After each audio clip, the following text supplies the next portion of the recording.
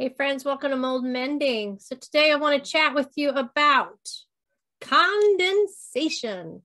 You know, mold needs moisture to grow and it cannot grow without water. The first step to control mold is to control the moisture problem, meaning keep your home dry. So you need to look for things such as your condensation issues, leaks, drainage backup, improper water flow, the impact from storms, bursting pipes, improper construction. Those are some things. And today I want to just talk about condensation and kind of what are some of the causes, what do they do, and how can you fix it? So let me share with you a definition that I found about condensation. When warm, moist air comes into contact with either a surface or air that is colder than it is, the warm air is unable to retain the same amount of moisture as it did. And the water is released either into the cold air or onto the colder surface, which causes condensation to form, which quickly is followed by our favorite word, mold.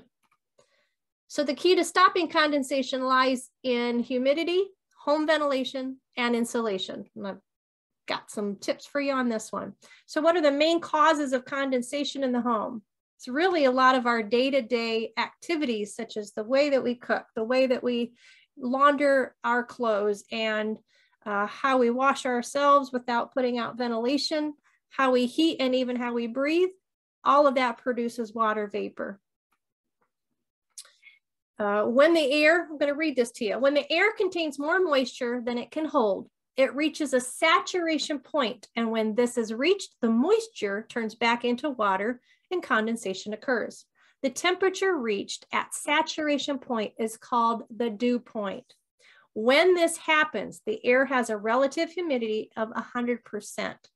The air in the majority of homes tends to have 50 to 70% relative humidity, and problems occur when structural defects are in a building, which is making the moisture content too high.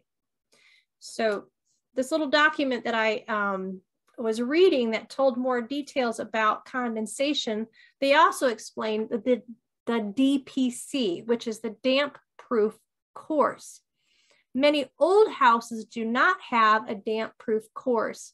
And when there's an inadequate ventilation in the home, this also creates this condensation. Also, period homes often have a no damp proof course, which means moisture from the soil that is beneath the house, it rises up into the ground floor rooms, while other homes suffer from bridged DPCs or damaged guttering. And this is according to Natasha Brinsmead from the Home Building website. She's a renovating associate editor. So what problems can condensation cause? You might notice that the outside or even the inside of your windowsills, the window frames can decay. You can see water droplets on windows. You can see damp walls where paint and wallpaper could be peeling. We actually had purchased a home. We trusted somebody, did not have an inspector come out, which is a huge mistake in our young years. But we ended up having to move quite quickly out of state. So we rented the home and quite quickly had our renters contact us and say, you know, we're having some issues with these back rooms, that when our daughter wakes up, her blankets are always wet, and it's not from urine. And when they said, when they touch the wall, the side wall that's facing outdoors, they said it's cold to the touch, it's always damp, there's like water beads on it, and her comforter, which was on the bed closest to the wall, was collecting all of this moisture. And we discovered later it was because of no insulation in that part of the wall. It's pretty sad. Much of the house had water damage and much of the house had lacking insulation issues. So another problem that condensation can cause is black mold on your walls, on your windowsills. Man, I saw that so much in the state of Washington in our rentals. the apartments that we rented.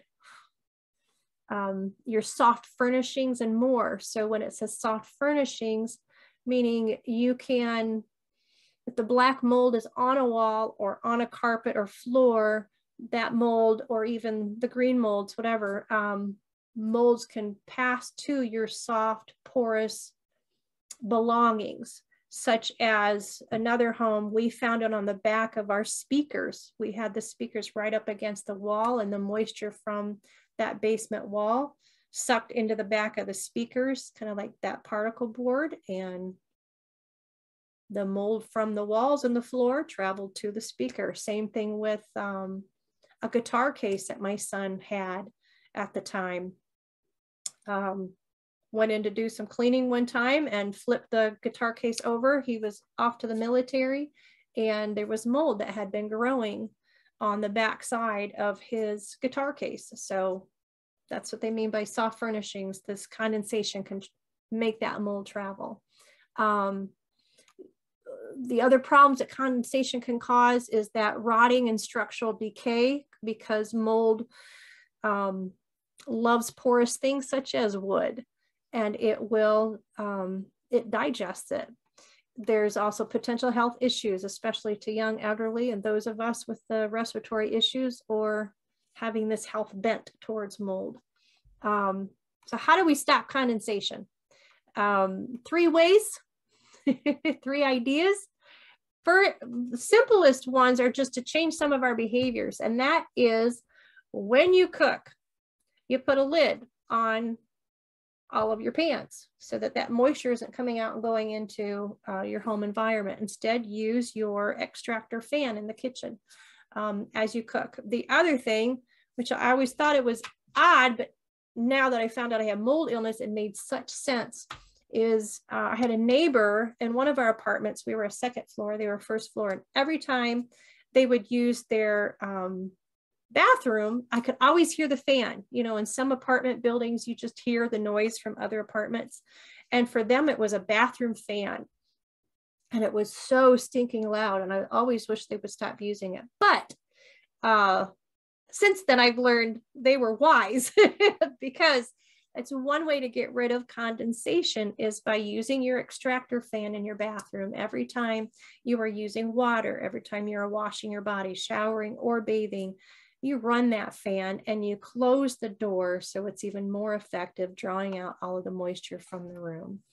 Other ways is you're ensuring that there's adequate ventilation. You can put in trickle vents in windows. You know, that's where there's like the 2 fans, and your inside air is being drawn out and then outside air is being drawn in. But it's even more effective if you have the kind that go out, in, and they pass through a heating element, so that you're not having cold hitting hot and creating condensation again right around the windows where it's entering. There's other more fancier terms, such as an MVHR system or an MEV system, which replace air, and they take out stale, damp air and bring in fresh air. So that's, you know, it's an exchange of air. And another way, and there's a lot of research around this, so I'm going to just go very generic here. I'm not going to go deep. Like we're looking at, when we move into our next home, what is the best way to insulate so that we do not get that condensation. And it is suggested that if you cannot do external insulating around your home, to make sure you have it properly on the internal walls insulated.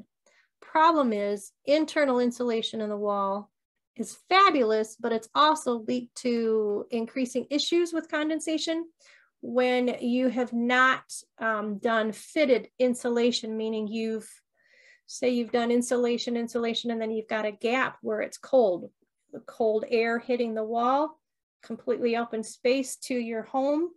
And so that area right there that's not insulated, that is a susceptible spot to be getting mold in, because that insulation is not all the way through and there are gaps. So improper insulation can cause issues. Make sure it's fitted, okay? So how can you reduce it? We kind of talked about that already, but other things is limit your temperature changing by turning your heat off or on, have it in a consistent temperature, make sure you're drying your clothes in a ventilated space, making sure you're using the back piping that goes to the outside venting system. In my young years, I was told I could just use one of those portable dryers, dry it inside, but I saw so much moisture in the room that I was using, I knew that it wasn't safe. It is better to hang your wet clothes outside and not on your radiators to dry. That is not healthy. Make sure your extractor fans are on when you're using your bathrooms and when you're cooking, and always leave a gap between your furniture and walls. So that you allow airflow to circulate and you're keeping items away from the base of the walls. So those are just some tips to one way to stop mold, and that is through controlling your moisture problem. Just one way is looking for that condensation issue and how to solve it. Again, there's many other ways I mentioned at the beginning, but I just hope this just gives you a little bit of education about condensation. What is it? Why is it a problem? And how can we keep our home dry with these simple tips? Stay well.